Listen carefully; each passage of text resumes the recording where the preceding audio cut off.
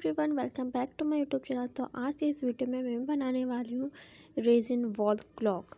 इसको एंड तक देखना बिल्कुल भी मत भूलना, क्योंकि इस वीडियो में ना मैंने पूरा A to Z मैंने इसको पूरा स्टेप बाय स्टेप मैंने प्रोसेस दिखाया।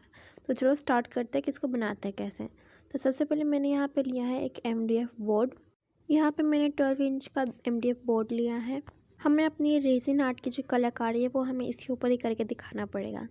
इसलिए सबसे पहले इम्पोर्टेंट बात है, करने से पहले जो बैटरी है इसको हमें निकाल लेना है। निकाल लेने के बाद ये कुछ ऐसा प्लेन MDF बोर्ड दिखेगा। बैटरी निकाल लेने से क्या होता है कि इसको ना यूज़ करना काफ़ी ज़्यादा आसान हो जाता है और अच्छे से हम इसके ऊपर अपने रेजिन आर्ट वर्क कर सकते हैं। अब देखो, हमारे पास ये प्लेन MDF बोर्ड तो है, पर इसको हम ऐसा यूज़ नहीं कर सकते हैं। इसलिए हमें इसके ऊपर ना एक लेयर जेसो की चढ़ानी पड़ेगी।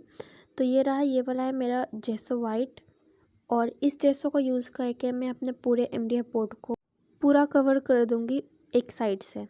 जब आप जेसो लगाओ तब आपको इस बात का ध्यान रखना है कि जेसो कहीं भी ज़्यादा थिक ना हो, यानी कि हमें ज़्यादा इसको पतला भी लेयर नहीं रखना, ज़्यादा इसको मोटा भी लेयर नहीं रखना है।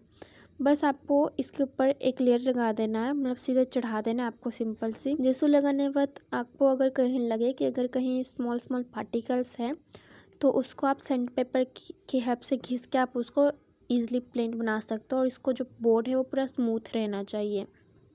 इसके ऊपर कहीं भी क्रैक्स भी बिल्कुल भी नहीं रहना चाहिए जेसो का, अदरवाइज़ वो लास्ट में उसकी जो फिनिशिंग हुई रेजिन की वो अच्छा बिल्कुल भी नहीं लगेगा।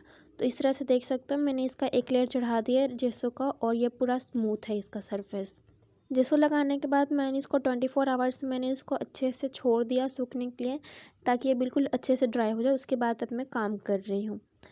तो ये रहा 24 आवर्स के बाद वाली वीडियो, जहाँ पे मैं यहाँ पे रेजिन आर्ट वर्क करने के लिए मैं यहाँ पे 2 प्लास्टिक के ग्लासेस यूज़ कर रही हूँ। कुछ यहाँ पे मैं आइसक्रीम स्टिक्स यूज़ कर रही हूँ, और ये देखो ये रहा रेजिन।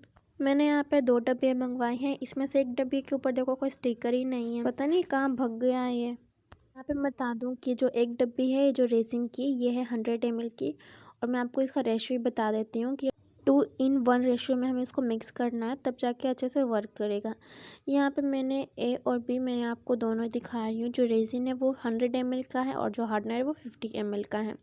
अब चलो आगे बढ़ते हैं। यहाँ पे मैंने यूज़ किया है एक थर्माकोल, और उसके ऊपर मैंने एक लिया है इस टाइप का एक छोटा सा बॉक्स। इसके चारों तरफ मैं ना डबल साइडेड टेप में लगा दी हूँ, ताकि अगर हम इसके ऊपर अगर हमारा MDF बोर्ड रखें तो जितना भी जो रेजिन है वो कहीं भी फर्श के ऊपर गंदा ना हो। इसलिए जो भी जो रेजिन होगा वो थर्माकोल के ऊपर गिरेगा। तो इसलिए हमें सेटअप करना तो पहले काफ़ी ज़्यादा ज़रूरी है।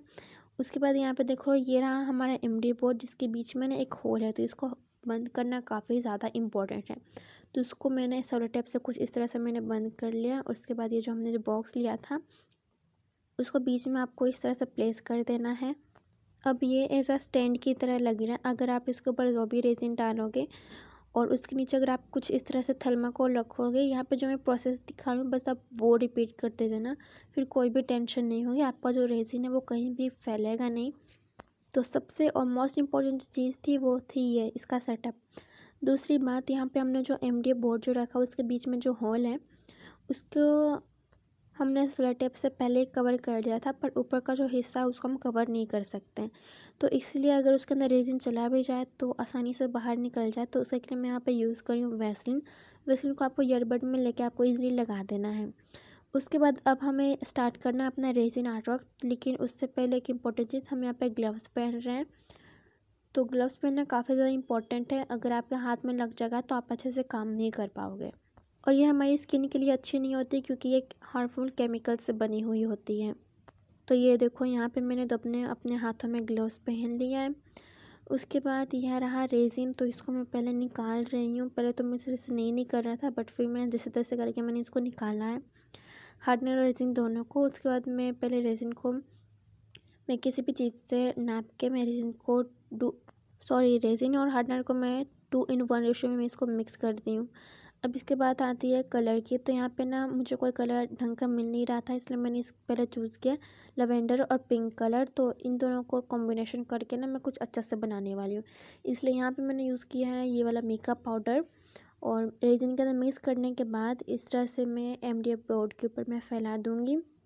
आपको ये भी बात का ध्यान रखना कि आप अगर रेज़िन डाल रहे हो तो आपको ना ज़्यादा साइड में बिल्कुल भी नहीं डालना, वरना वो ज़्यादा उसे गिरने के हाई चांसेस होती हैं। इस तरह से मैंने इसकी पतली लेयर चढ़ा दी और जहाँ पे रेज़िन नहीं गया था उसके लिए मैं यहाँ पे यूज़ कर रही हूँ आइस क्रीम स्किट्स का। तो इस तरह से फैला देने के बाद हमें इसको छोड़ देना 24 आवर्स ड्राई हो देने के लिए। ये रहा दूसरे दिन का क्लिप, तो इसमें 24 आवर्स हो गए थे। अब मैं यहाँ पे यूज़ कर रही हूँ इस टाइप के छोटे-छोटे क्रिस्टल, जिसको मैंने एक प्लास्टिक वाले ग्लास में मैंने इसको निकाल लिया है। और अब नीचे जो एम्प्टी बोर्ड देख रहे हो वो बिल्कुल अच्छे से सूख जाना चाहिए और बिल्कुल स्मूथ है वो। इसलिए वापस से मैंने यहाँ पे रेज़िन लिया है और उसके अंदर हमने जो क्रिस्टल डाला था वो हम रेज़िन के अंदर डाल के अलग अलग मेकअप पाउडर में हम इसको मिक्स कर देंगे। तो यहाँ पे मैंने 3 कलर के क्रिस्टल रखे हैं, lavender, pink and transparent colour crystal का जो होता है वो। इसके बाद वाला क्रिस्टल को जो है मैंने कैसे डाला था वो वाला क्लिप रिकॉर्ड नहीं हो पाया, इसके लिए सॉरी। यहाँ पे देखो मैं इस तरह से जो भी हमारे क्रिस्टल वाले जो है उसको मैं इस तरह से कुछ हमें फैला देना है।